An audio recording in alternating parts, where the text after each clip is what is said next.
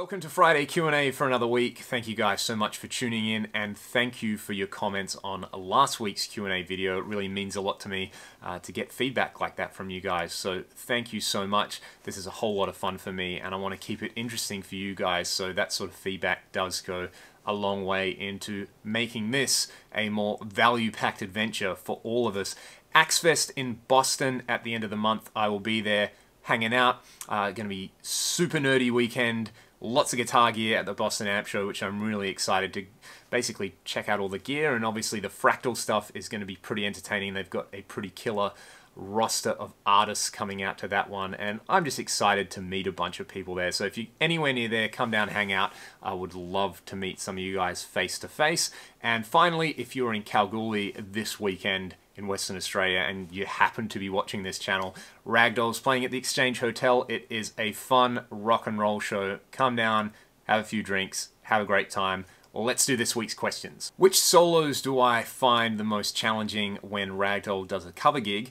This is a pretty interesting thing to think about, and I did have a think about it this week. I've played so many of these solos badly for so long that they're all on autopilot, so I don't even know if I struggle with any of the solos. I don't think I really nail any of them though, which is, to be fair, even, you know, something like Sweet Child of Mine, which is such an iconic guitar solo. I think that's quite a hard guitar solo to play note for note and get all the inflections, but I always approach playing live guitar solos as more about capturing the vibe. Something like Sweet Child of Mine I find a little bit more challenging because there's so many distinctive melodic parts in it, and when I first started out gigging, I really ruined that solo a bunch of times, and it really inspired me to go and learn it. But I think for most of the rep that we do when we do covers, I literally just improvise, so I don't have any set solos. It's kind of jammy in that respect. You know, if we do a, you know, Metallica song or something like that, there's certain licks that you have to play, but a lot of the time I'll just sort of go, you know what if Yngwie Malmsteen played over this, and play a bunch of my favorite licks over it, and there's always one guitar player who's like, that's not the solo. And, you know, if we do some bluesy stuff or we do a bunch of classic rock stuff, I just try to keep it in that vein of, like, you know, just go for it and try to catch the important licks and have fun soloing. And a lot of the time it's, you know, you're running around on stage and there's lights and there's smoke, and half the audience is super drunk anyway and they don't notice too much. So I kind of use it as an excuse to work on my improvisation chops. But the part of the gig that I always do find physically really, really hard to play are songs with a lot of bar chords, and that might surprise some of you guys because I've been playing guitar for a long time and I teach a lot of guitar and I teach a lot of my students bar chords. But I find a song like Tracy Chapman's Gimme One Reason, where you're playing a 1-4-5 with 7th chords, really, really hard to play the whole thing. I often kind of wimp out and, you know, I'll just kind of solo around and make it a little bit bluesier and things like that to get around that problem that just sitting there playing bar chords, when you've got like a heavy guitar strapped around your shoulder, or even not a heavy guitar, you know, my PRS or my Strat aren't super heavy, and I do a lot of gigs with those, that, yeah, it just, some nights it just gets you, you know, it might be a little bit cold, you might be playing outside and your hand cramps or something, and yeah, I always find the songs with a lot of bar chords to be the ones that I really, really struggle with, which is kind of a really basic problem, I know, but it's kind of a, what's the phrase I'm looking for here? It's one of those workplace hazards, I guess. The humble bar chord. Do I have any 7 strings, and have I spent much time with them? Surprisingly, I do not own a single 7-string guitar. I don't own an 8-string either, so no extended range instruments for me.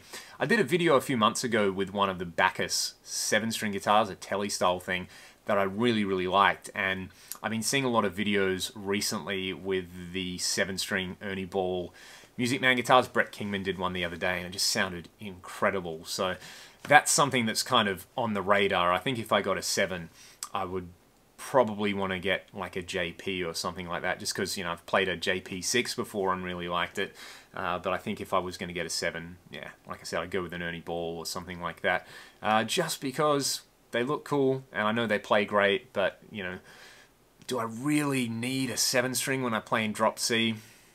It's debatable. Can I do some videos with the Zoom stuff, especially their amp modelers?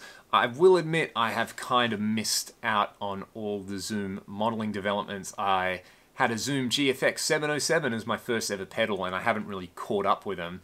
mostly because that thing sounds pretty terrible, but that's a totally different matter, or I will have to drag it out at some point. But I know there's a lot of people who really dig the zoom stuff. It seems to be great budget gear, especially if you want to get into modeling or you want to have convenient practice stuff. So I'll try track one down. Maybe one of my buddies owns one and hasn't told me about it, and I can borrow it and do some tutorials or some demos or something like that. So if that's something you guys are interested, let me know about it in the comments. What concerts am I looking forward to in 2019? One unfortunate thing about living in Perth is that we are so isolated and we don't really have a sort of concert culture, is that we just miss out on so many shows. You know, I'll see bands that I really like announce an Australian tour, and they'll just do the East Coast and they'll skip Perth, which is totally understandable because it is super expensive to get all your gear over to Perth, and there's a whole bunch of other issues around it. So we only tend to get the really, really big shows. I know Metallica and Slipknot are coming later in the year, which I would like to see, but again, ticket prices are pretty obscene. So yeah, there's not a whole lot of shows on my radar for 2019, I will admit. I can't even remember what I went and saw last year. Actually, I saw Slash at the start of the year. That was pretty cool. But aside from that, and I only really went because I love Miles Kennedy, so aside from that, I really just haven't had my ear to the ground. I've been pretty busy gigging nearly every weekend, and when I haven't been gigging, I've been traveling. So yeah, the concert stuff has kind of not been super on the radar, but I guess Metallica, Slipknot would be a really nice one to get to go to, because two great heavy bands that I would love to see. I got a bunch of questions on my Instagram and my Facebook page this week about this guitar, probably because I was doing so many videos with it. This is my PRS SC 245. It's a 2008 model, before they had the Core division, so it's just a 2008 made in USA one. I guess it would now be a Core model. But a lot of you guys talk about the pickups and what pickups I have in here. These are the stock SC 245 pickups, which I understand are just a covered version of the pickups that are in the SC 250 and pretty much the same pickups as the Mirror. It does sound pretty similar to my Mirror. That's one reason why I like the Mirror so much. It's like a variation on this guitar. But yeah, this guitar is stock except for the machine heads. I put Godot locking SD90s on there just to make it easier to restring.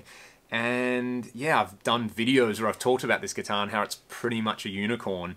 It just sounds really good. I got it set up by MT Guitars with their Plek setup process, which kind of really added that final 5 or 10% to the setup and the tone. And yeah, I just love this guitar so much. Yeah, if I found another SC that played like this one and sounded like this one, I would buy it in a heartbeat, just because it's kind of the guitar I crafted my sound on. And I also got a question, private message on my Facebook page about how I string this guitar up and how I go about playing it, given that I play in drop C. So drop C, these are the strings that I use. I use the Elixir NanoWeb 10 to 52. Elixir, if you're watching this and you want to send me some of these, shill. I'll promote your stuff because I love these strings.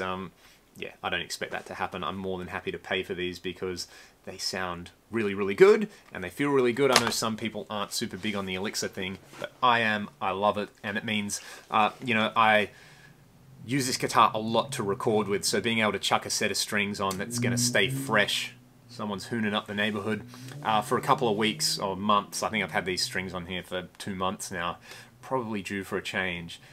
Is really, really awesome. And 10 to 52s, you know, it's not super heavy, so I find that when I play this guitar, I can really dig in on it, but I'm not like, you know, hitting it with a baseball bat levels of intensity. I find that, especially for a lot of lead stuff, playing with a slightly lighter touch on this guitar really helps, and I think that's where it sounds its best, but you can really kind of dig in, and I kind of like the floppier strings, the way that they sound. 52's not really that floppy in C, who knows, but yeah, you know, I should play around with string gauges on it, but I just love the way it sounds with Elixir 10 to 52s on it, and with the stock pickups and the stock electronics, and you know, it's like I said, it's just, it fits like a glove for what I like to do. I also got some messages this week on my Facebook page about doing YouTube collaborations. Have I done any? Am I open to doing them? Definitely, if you guys want to do some stuff, if you've got stuff you want me to play on, please get in touch. I would love to contribute some guitar to your projects, or, you know, if you just want to do a stupid video, let's work something out. Or if there's people you know who you'd like me to see doing some, who you would like me to see? That doesn't make sense. If there's people out there you would like to see me do a collab with, let me know in the comments and maybe I can reach out to them and we can sort something out. I've had a lot of fun doing stuff with Ryan from Plagueside Studios in the past. I think because our sort of tastes are so similarly aligned that we kind of get the best out of one another whenever we do some stuff. So I'll have to do some more stuff with him coming up soon as well, and maybe with some other people as well. That's the beauty of YouTube. So I've had this YJM strap for a little while now, and a few questions this week about the scalloped, however you want to say it, fingerboard, and I really like it. It's just, like I've said before, it's super easy to bend on the high strings, and I've been playing it enough now where I just don't notice that it's scalloped. It's only when somebody else picks up my guitar and they go, oh, scalloped. These are really deep. I don't know if you can see that in any kind of detail there. Probably just see my big dumb forehead. But yeah, they're quite deep scallops.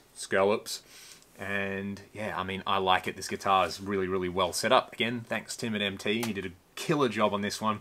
The really big frets help. And, you know, to be honest, I play this guitar fairly regularly for a funk gig that I do, and no one's ever come up to me and been like, you're not playing neoclassical licks. I think it's a great clean sounding guitar, and I do a lot of my clean demos with it. So if you're hesitant about getting a YJM, I think they're probably one of the better signature Fenders that you can get out there today.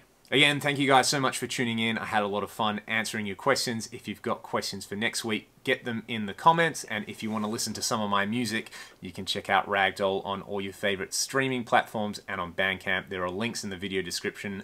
Be great to one another. I'll see you next week.